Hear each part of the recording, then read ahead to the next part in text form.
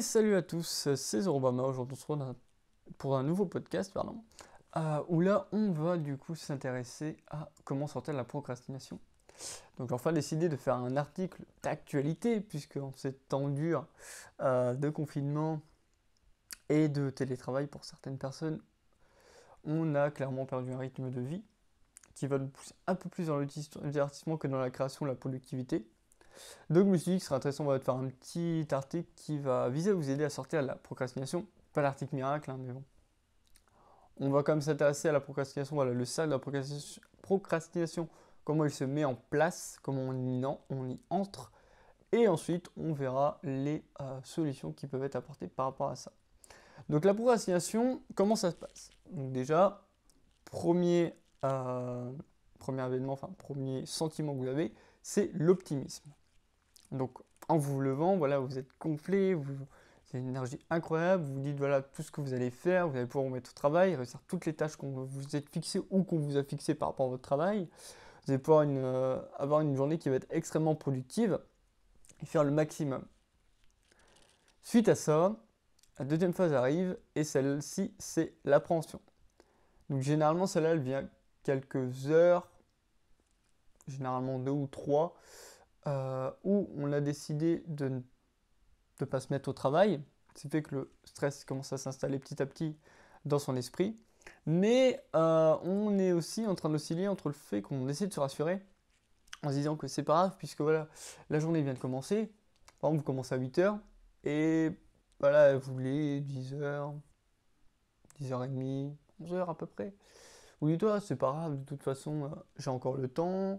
Vous allez attendre midi pour manger. Vous dites, bah voilà, vers 13h quand journée ou 14h, je vais me mettre au travail. Donc voilà, j'aurai encore jusqu'à temps que ma journée se finisse, de quoi faire pour pouvoir m'y atteler. Suite à ça, du coup, la troisième phase va arriver. Donc puisque vous dites que vous avez le temps, vous allez avoir la distraction qui arrive. Donc comme on a le temps, autant changer les idées. Donc pourquoi pas aller sur Netflix, sur YouTube, sur Twitch, aller sur les réseaux sociaux, parler avec ses amis de tout et de rien, ou même aller faire une sieste. C'est là l'erreur du coup, puisqu'on entre par la suite dans la quatrième phase, puisque voilà, ayant été happé par le divertissement, le désespoir arrive, puisque cela vous donne un grand coup de massue en fin de journée, parce que résultat, puisque vous vous êtes éparpillé, vous n'avez pas travaillé, vous avez fait d'autres choses, et vous n'avez pratiquement pas eu le temps de travailler sur votre projet. Donc la première situation, voilà, c'est le fait que le dit projet ou travail est à rendre soit pour pour le lendemain généralement.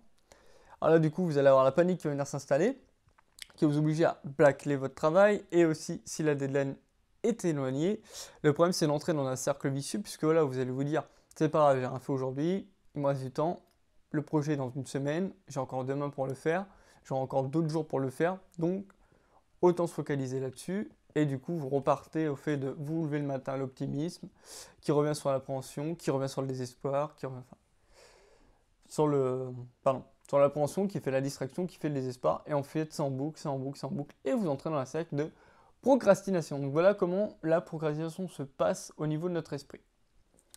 Le problème, voilà, c'est que quand on reste bloqué là-dedans, donc comme je le disais, voilà, le cercle va se décrire de cette manière. Donc la répulsion de repousser une action plusieurs fois, l'inaction, puisque l'action va être différée, puisqu'on va dire qu'on va faire demain, ou plus tard, l'insatisfaction, puisqu'on n'arrive pas à se sentir bien au niveau de son accomplissement, puisqu'on n'a pas fait cette tâche, et par la suite, le renforcement négatif, qui va venir apporter une dose de stress en plus, suite au report suite au report de la tâche, mais aussi de ne pas vous y être mis et de vous dire à chaque fois que vous avez le temps et que vous pourrez y travailler beaucoup plus tard.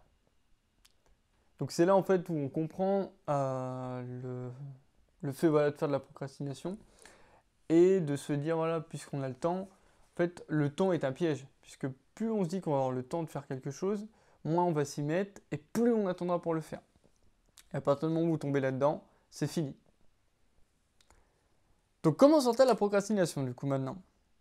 Alors, la réponse ça va être du coup vraiment de changer votre état d'esprit, donc via 5 étapes qui vont venir vous aider à comprendre déjà pourquoi vous procrastinez, en fait le fait d'en prendre conscience et aussi de vouloir lutter contre ça. Donc du coup, la première étape, c'est nécessairement la prise de conscience. Donc on va déjà comprendre ce qu'on est en train de faire, mais aussi d'éviter les tâches machinales qui pourraient venir vous faire perdre du temps. Donc le fait de voilà, vous mettre dans une série, de regarder les réseaux sociaux, d'aller regarder vos mails, vos SMS, vos notifications, de faire des activités qui vont rien avoir de productif du tout, qui vont pas vous aider à avancer dans votre travail. Ça aussi, c'est le piège. Euh, donc, du coup, par rapport à ça, le temps va passer, enfin, le temps passe vite, donc il est nécessaire, du coup, à certains moments, de vous demander, enfin, de faire le point, de vous arrêter, par exemple, commencer, par exemple, par regarder vos mails, à répondre aux mails que vous avez. Là, la question que vous voulez vous poser, c'est est-ce que ça a rien d'intérêt que je fasse ça maintenant? Est-ce que ça peut attendre? Ou est-ce que je suis en train de procrastiner pour repousser l'échéance de quand je vais me mettre au travail? Alors bien sûr, hein, on va pas vous dire de faire ça à chaque fois, hein. Par exemple, vous allez faire du montage ou je sais pas, vous allez créer un article. Finissez votre article. Vous vous dites que vous allez faire une pause et mettre les photos ou vous occuper de la mise en page plus tard. Clairement, et vous allez regarder par exemple une série, vous allez regarder une vidéo, temps de souffler une dizaine de minutes. Là, vous n'allez pas vous dire, enfin, vous n'allez pas devoir vous mettre la pression en vous disant ah, mais là, je suis en train de me détendre, il faut vraiment que je me remette au travail. Ça aussi, il va falloir savoir faire la distinction entre vos temps de pause et vos temps de travail. Du coup, on revient sur les techniques à mettre en place.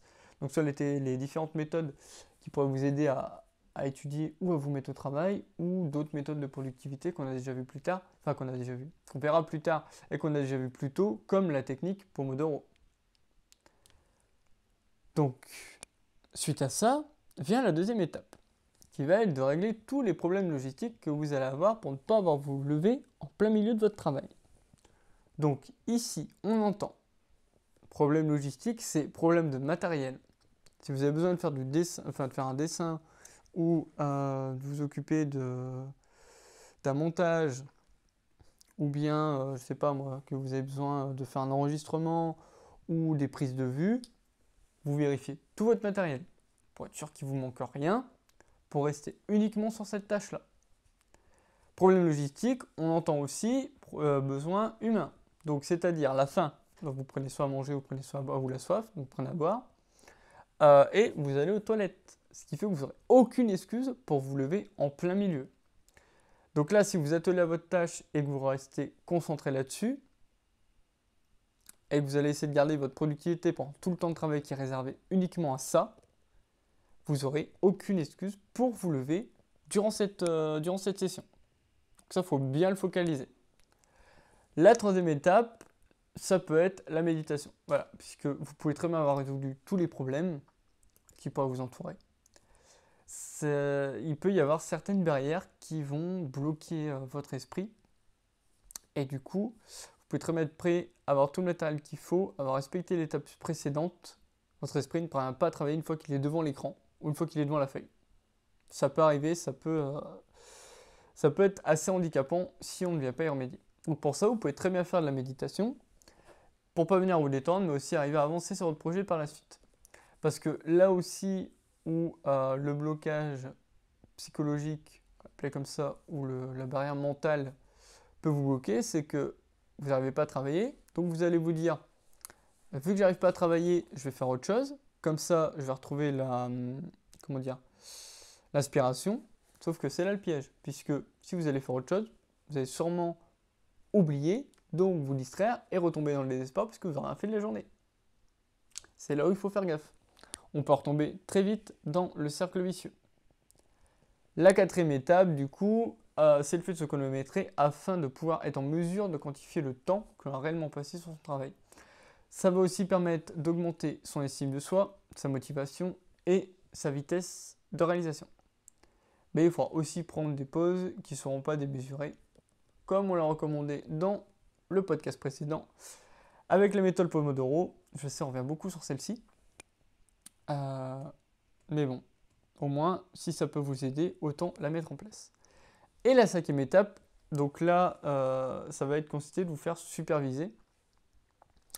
Alors, on ne parle pas de seulement superviseur du travail, hein, c'est si vous faites d'autres choses à côté que votre travail. Ça peut être un ami, ça peut être un proche, ça peut être un membre de votre famille. Pas de souci là-dessus. Donc, ce qu'on entend par sursupervisé, c'est qu'en fait, voilà, il y a plusieurs études qui ont été faites. Alors, celle que j'ai lue, c'était principalement dans le sport, où les personnes étaient plus facilement motivées et avaient plus de facilité à, à exécuter leurs exercices ou à progresser au niveau des charges qu'ils pouvaient soulever. Quand ils avaient une personne qui, on va dire, surveillait l'avancée de leur travail, donc ça peut très bien être un coach, comme ça peut être aller faire du sport à deux. Ça marche aussi au niveau de l'esprit, lui, il s'en fout complètement. C'est vraiment tant qu'il y a une deuxième personne avec vous et que voilà, vous suivez vos programmes ensemble, ça peut vous aider à aller beaucoup plus loin. Donc c'est pour ça que dans certains domaines, il va être plus facile d'avoir des leaders.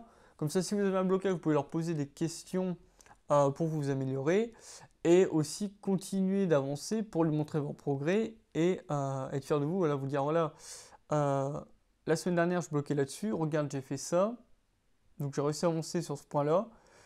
Est-ce que tu trouves que je me suis amélioré ou ce genre de choses? Là, c'est vraiment trouver la personne qu'il vous faut, la personne adéquate, qui vous permettra d'avoir un regard neuf sur ce que vous produisez. Donc voilà, comme je le disais précédemment, pas besoin d'avoir de supérieur hiérarchique.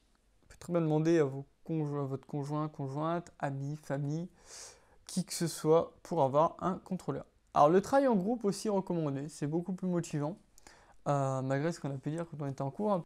Donc voilà du coup les conseils que je peux vous donner qui vont pouvoir vous aider à comprendre la procrastination, mais également les éléments que vous pouvez mettre en place pour parvenir à en sortir.